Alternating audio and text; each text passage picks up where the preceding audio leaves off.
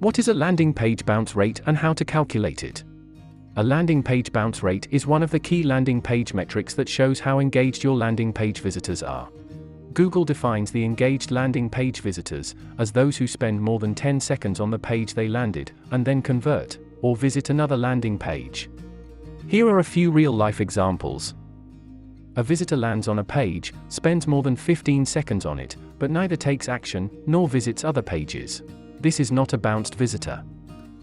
A visitor lands on a page, spends less than 10 seconds on it, but manages to convert or visit other pages. This is not a bounced visitor.